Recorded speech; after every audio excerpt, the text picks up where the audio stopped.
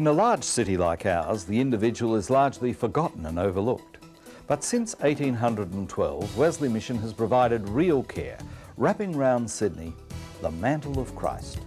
The Methodist Church in Australia began in 1812 when Edward Eager, a convict, and two other freemen got together to discuss the establishment of the church. They wrote to Britain to the Methodist Church and said, "Send us a preacher, lest we die in our sins."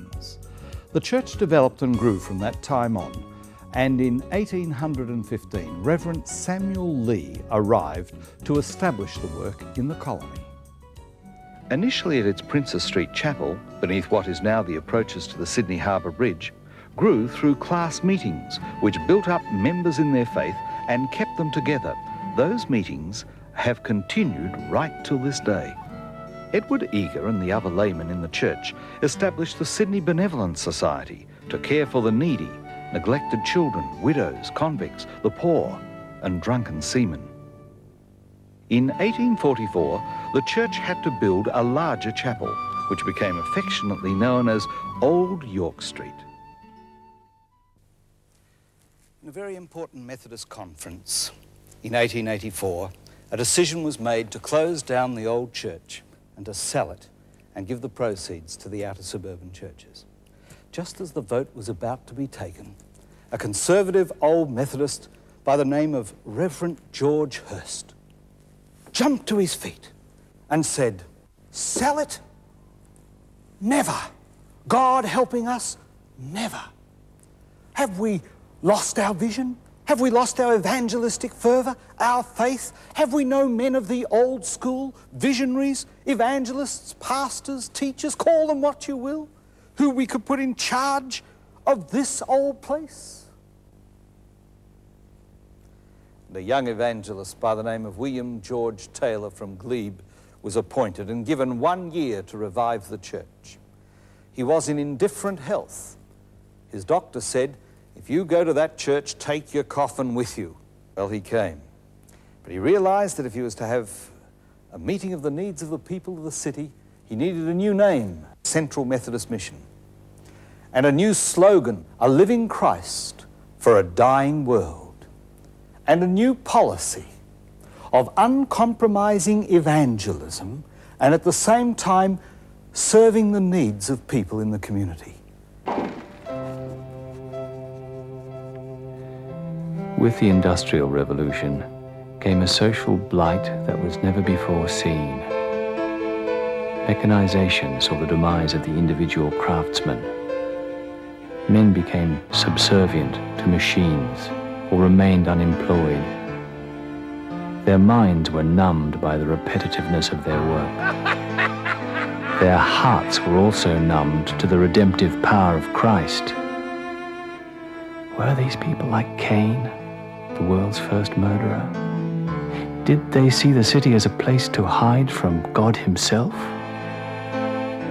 My hope is that Sydney would become the city of God, the new Jerusalem. It was plain to me that new steps had to be taken to reach them. A new gospel, a gospel of humanity. Sydney had a substantial floating population of dock and seasonal workers, seamen, migrants, the unemployed, plus many of its industrial workforce who lived in cheap, low-grade boarding houses in and close to the city. Alongside its vigorous evangelistic activity, the mission began to serve these people through the establishment of many centres: a seamen's mission, a work among alcoholics, a home for waifs and strays, an evangelist training institute, a home for sisters of the people to work among the poor, a home for destitute children, a medical institute for the treatment of inebriates, and a home for friendless and fallen girls. In its first 2 years as a mission, it had outgrown Old York Street and built Centenary Hall in York Street, and by the turn of the century, it couldn't cope with the size of its congregation in that hall either. Taylor had found that a neutral building attracted more people. After weighing up the merits of building a Methodist cathedral, the mission, on its 21st anniversary in 1905, began to move into the Lyceum property in Pitt Street. The Lyceum Theatre and adjoining property were purchased by Mr. Ebenezer Vickery, a benefactor of the mission, for the mission's use and for his own business interests. This move placed the mission right in the real heart of the city, next to the pubs and brothels of Pitt Street. After 22 years, interrupted by a period of illness, the Reverend W.G. Taylor retired in 1913. The Reverend P.J. Stephen, who had been Taylor's colleague for 5 years, became the next superintendent. He laid a strong foundation with the inauguration of the annual Spring Fair, a fundraising event in the mission, and the pleasant Sunday afternoon program known as the PSA, which linked the man in the street to the worship life of the mission. However, Stephen was forced to retire for health reasons after only 1 year. His successor was the Reverend Samuel J. Hoban, who began his ministry on the first Anzac Day, April the 25th, 1915. In the dark days of World War I that followed, he built up arguably the largest regular congregation in Australia ever. People's spirits needed to be lifted during this war period. It was Hoban who met returning wounded men at the wharf. He held church parades for them. Throughout the war, patriotic PSA programs included topics like German brute force versus Christianity and alcohol, the Huns' ally. Hoban was deeply loved and greatly respected as a preacher. There was widespread regret throughout Sydney when in 1921 he transferred to the Melbourne Central Methodist Mission. The Reverend H.C. Foreman succeeded Hoban, and during his 10-year term, Clifton Foreman was concerned with the problems of the unstable industrial situation of the 1920s between employers and employees. The mission opened a men's hostel, providing working men with cheap accommodation and safety from the streets and hotels. The Sydney Night Refuge, which sheltered homeless men and later provided a hostel and a distribution point for clothing, was consolidated.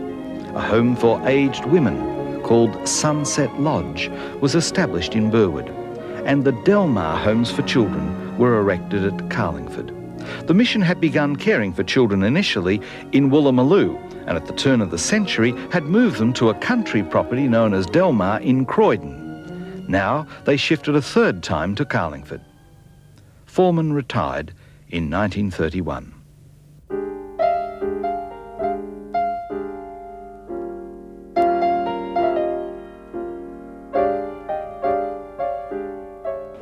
The gap between unemployment and employment is a no-man's land where pain, misery, unhappiness and despair rule the day and the night for many.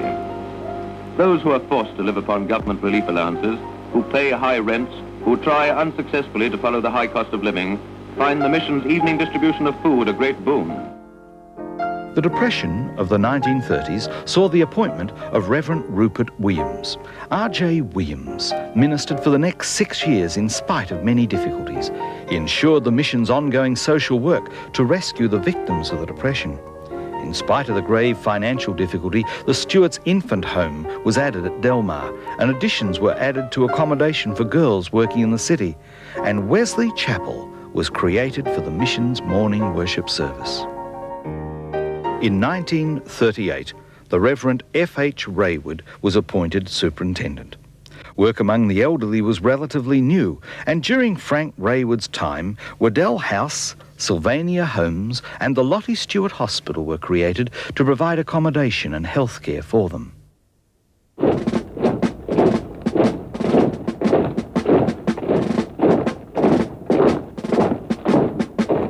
As in World War I, the mission again provided a ministry of courage and comfort to soldiers and the community at large during World War II. A group was formed to knit and sew for the troops. PSA programs were often on patriotic themes such as Australia's war aims and the work of the railways and the war effort.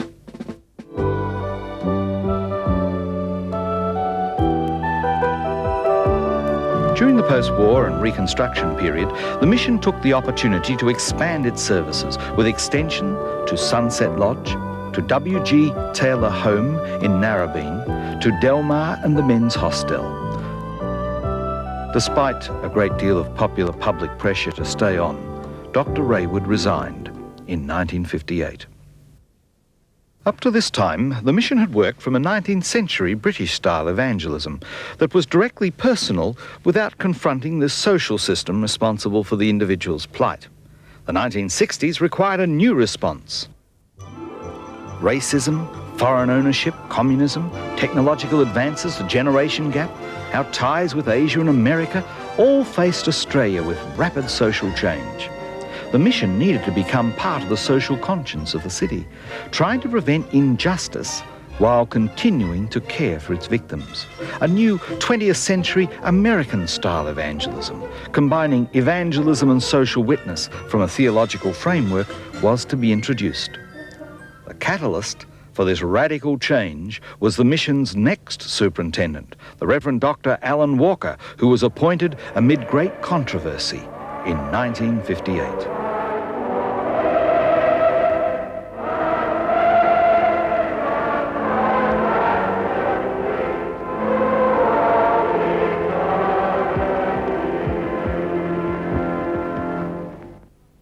We may say that Alan Walker and other Christian preachers of this city will be the conscience of Sydney. And we've heard on the very best authority stated tonight that those who in political circles and in social leadership have a care for the future of this city are deeply concerned that there should be more and more leadership, and that men like Alan Walker should be the conscience of this city. Alan Walker ensured media interest in this new approach and organised an impressive Welcome to Sydney, staged in the Town Hall. The attendance was recorded by the Sydney Morning Herald as 2,500 persons. ABC Television recorded the meeting for later broadcast. For in it were these words: plough deeply, expect much, am with you daily in prayer, W.G. Taylor. I think perhaps that message is our message tonight as we say it one to the other. And there's a pledge at its heart, a pledge of prayer. Shall we go forward in that conviction and with that commitment? Plough deeply, expect much, and let us say to each other and keep it, am with you daily in prayer.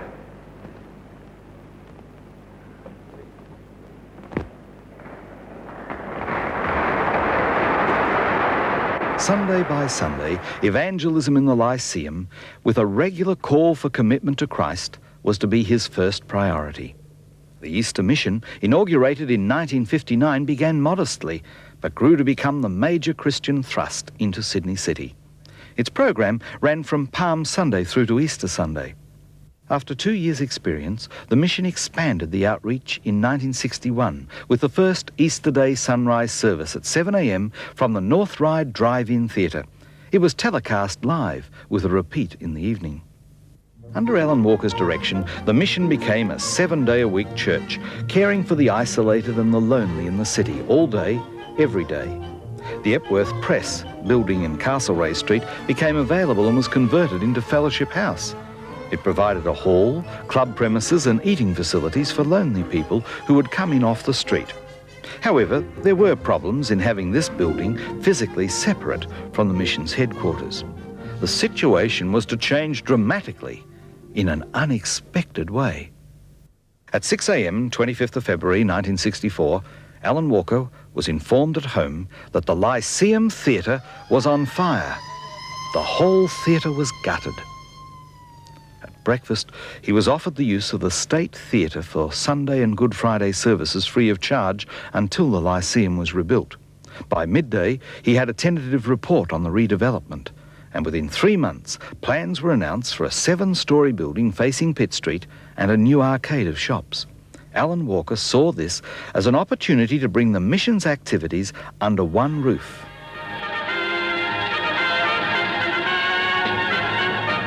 From the State Theatre in Market Street, representatives of 11 different denominations marched to the opening of Sydney's newest theatre, the Lyceum.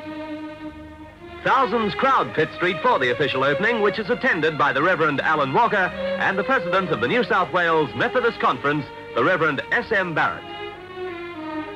The Lord Mayor, Alderman Armstrong, is among distinguished guests at the opening.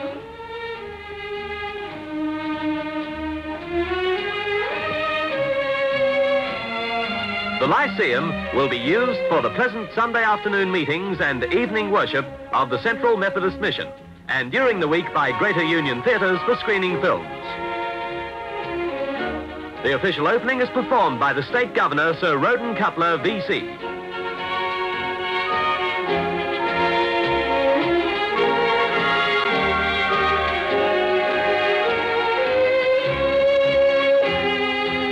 A magnificent new theatre in the heart of Sydney, dedicated as a place of worship and officially opened by the Governor. The prominent generation of the 60s and early 70s was the youth generation.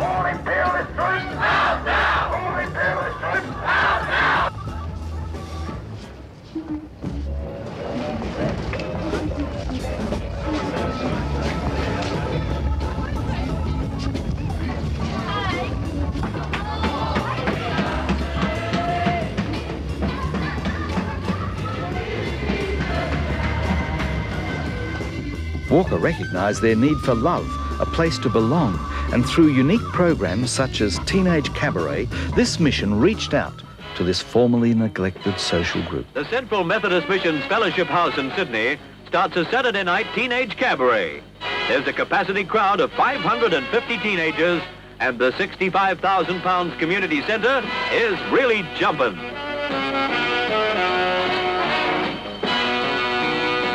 He waggles his pelvis better than Elvis. The 3 floors in the cabaret include a chapel above the dance floor, where teenagers and others can go to meditate while the cabaret continues 1 floor below. The Reverend Alan Walker devised the cabaret to give teenagers something to do in a Christian atmosphere.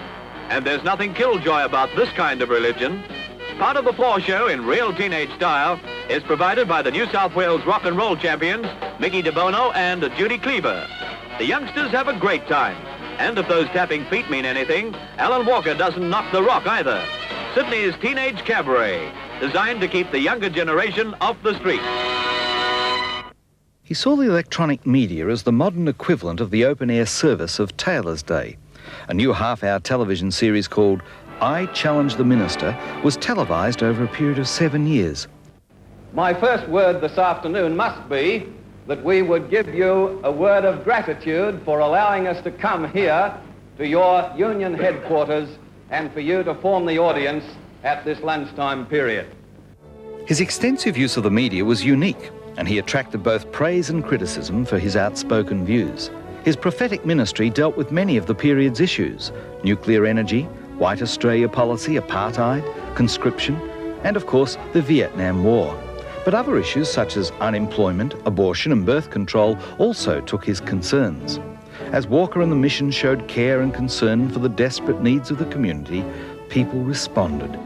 Lifeline was born when we discovered the power of the telephone. Lifeline would soon spread worldwide. Later, Youthline, a youth-to-youth counselling service, would be added. Vision Valley, a new country and leisure centre, Alan always considered was one of his major achievements. During the latter part of Walker's term, Wesley Centre proved to be a difficult financial burden. But in spite of this, the mission didn't hesitate in dealing with the needs of neglected groups within the Sydney community. One new activity was the School for Seniors, which provided an education and activity program 1 day a week for retired people.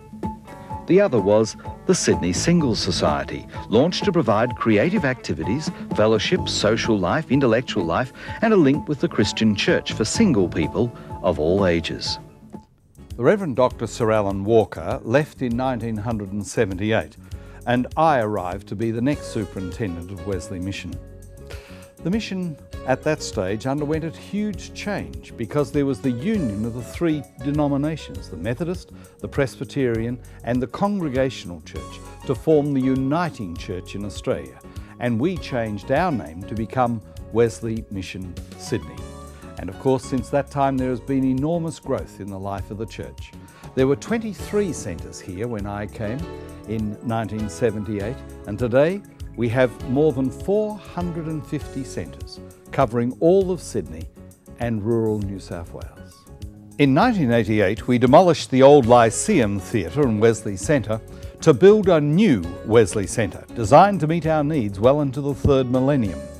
Our new Wesley Theatre, Wesley Church and church office facilities gave us the capacity to generate income to offset our head office and administrative costs. This has meant that our overheads are the lowest of any charity in Australia today. Changes have occurred in other areas of the mission as well.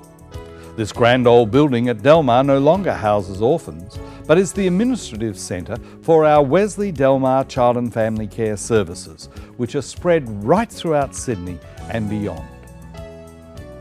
In the late 70s, we took over the management and ownership of Cotty Orchard in South Australia. Profits from the orchard fund our Wesley Delmar programs. Right next door to Delmar is one of the mission's 3 retirement villages, Alan Walker Village. Apart from the 3 retirement villages, the mission has 3 hostels for the aged and 3 nursing homes. The Lottie Stewart Hospital in Dundas is one of 3 hospitals run by Wesley Mission. It is a community hospital providing programs of care that are not provided by the larger Sydney hospitals. Our 2 other mission hospitals, Wesley Hospital in Ashfield and Wandine Hospital in Cogra, care for those with a range of psychiatric problems, including anorexia and bulimia and other eating disorders. Our hospitals are just an example of the many services that the mission has established to meet specific community needs. Edward Eager Lodge in Darlinghurst has been providing care and support for the homeless and recovering alcoholics for over 100 years. The mission has 4 conference and holiday centres running programs for underprivileged children, single parents and the disabled. Our residential housing program has more than 65 houses that provide care for those people who live with disabilities to enable them to live at their fullest potential. A major development in recent years has been the establishment of the Wesley Uniting Employment. Today we have 69 centres throughout Sydney, New South Wales and interstate.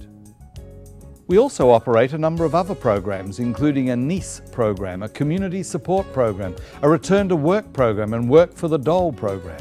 These federal government programs will see us help nearly 8,000 people back into the workforce. Our Sunday morning television program, Turn Round Australia, is now in its 22nd year and is seen throughout Australia. Our Sunday evening service is broadcast on the Australian Christian Channel on the Optus network. In downtown Sydney, we present Sunday Night Live with your host, Reverend Dr. Gordon Moyes. We have a strong commitment to using new technology, and our internet site is one of the leading church sites in the world. Our videos, produced on location in the Middle East and China, are sold in Australia and overseas, and are another way we promote the deeds of the mission. Wesley Institute for Ministry and the Arts, formed in 1990, is a degree-level Christian tertiary institution and is the leading Christian college in Australia. Students come from Southeast Asia, America and beyond to attend courses in theology, music, dance, drama and leadership. Wesley Mission is first and foremost a city parish. Every week, more than 2,500 people attend our services to worship God. But through our Easter mission and our nationally telecast sunrise service from the Sydney Opera House, and at Christmas with an Australian Christmas, hundreds of thousands of people are hearing the message of Christ proclaimed.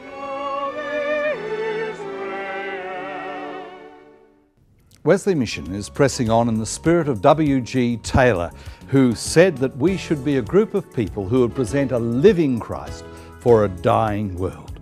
And of course, today we have more than 2,500 full-time staff and about 3,500 volunteers to help us in this work, and the work continues to expand and grow. Thank you for your part in it. But the vision remains undimmed of what was said in the beginning. We are providing a mantle of care over all the people of Sydney and beyond, a living Christ for a dying world.